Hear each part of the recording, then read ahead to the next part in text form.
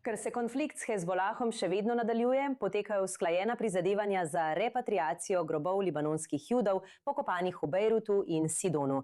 Še posebej grobov tistih, katerih sorodniki živijo v Izraelu.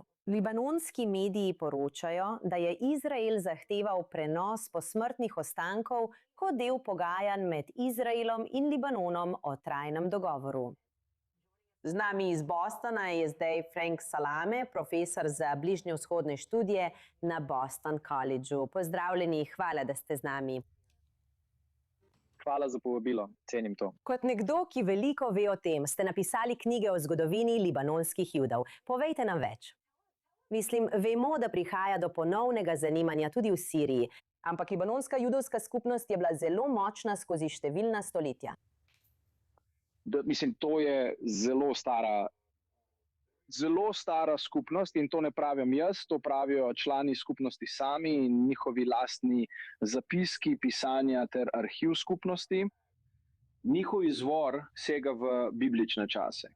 Sveto pismo se je dogajalo v Libanonu, prav tako kot v Izraelu. Torej, to niso nomadske skupnosti, to niso začasne skupnosti ali tujci, ki so prišli od drugod. Ta celotna ideja o repatriaciji, če hočete, v narekovajih, posmrtnih ostankov libanonskih Judov. Če je to res del pogajanj, me to zelo moti. Ker na nek način prispeva k izbrisu judovske zgodovine iz sodobne libanonske zgodovine. Torej, ne samo Judi nekako izgnani iz Libanona, se je to zaključilo v zgodnjih 90-ih. Ampak zdaj je, veste, bom uporabil močno besedo tukaj. Obstaja poskus, če ta pogajanja dejansko potekajo. In sem v dilemi glede tega, ker ne vem, če je libanonska vlada sploh sposobna vstopiti v pogajanja o ostankih libanonskih Judov. To zaključi krog Judin čaj, če hočete, nekakšno očiščenje Libanona, judovske zgodovine, živi sočli, vendar. Ampak mi nekako pomagamo Hezbolahu, da izbriše da odstranimo posmrtne ostanke, natančno izbrišemo vse sledi in simbole. To je zelo zanimivo stališče in o tem prej nisem razmišljala. In tudi samo razmišljam, prva stvar, veš, izkopavanje ni ravno del judovskega zakona. Mislim, razumemo, da so v času inkvizicije vsi poskušali doseči, da bi njihove družine pokopali na Oljski gori. Ampak z vidika tistih, ki naj bi si to želeli, ali bi to lahko pomagalo z vidika njihovih prednikov, mislim, njihovih sorodnikov tukaj v Izraelu, da bi jim omogočilo neko zadoščenje ali zaključek kroga? Ja, absolutno. Popolnoma razumem čustveno plat tega, ampak zgodovinska plat, zgodovinar v meni, je zaradi tega precej vznemirjen, ker so v Libanonu še vedno Judi. Seveda nimamo rabina, torej, veste, postopek rojstva, poroke in smrti. Veste, praznovanje judovskega življenja je nemogoče brez rabina.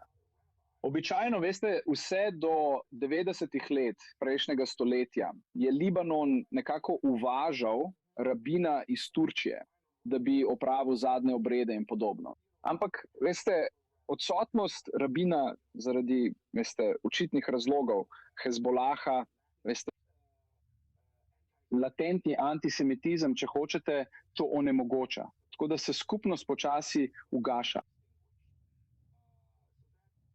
To mi zelo moti. Ja, ima smisel. In moje vprašanje je tudi, veste, mislim, vemo, da smo delali zgodbe o tem, veste, v Siriji po padcu režima Asada, da si sirski Judi želijo vrniti, da bi dobili svojo lastnino, da bi oživili skupnost.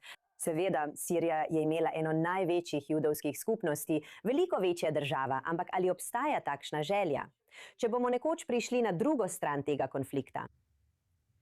Absolutno. Mislim, da bi libanonski Judi, tisti, ki so odšli ali so bili prisiljeni oditi morali imeti možnost, da se vrnejo. Veste, imam resne dvome glede tega, veste, da bi se vrnili v Libanon in ponovno vzpostavili svojo prisotnost.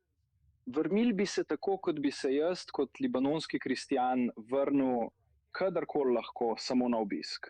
Mislim, da veste, družba se je tako zelo oddaljila od ideje Libanona iz 40 let prejšnjega stoletja. Ja, Pariz, Bližnjega vzhoda. Konfederacija Majane. No, ne samo to, ampak veš, ideja več skupnosti, ki lahko živijo druga ob drugi v harmoniji, je že dolgo izginila.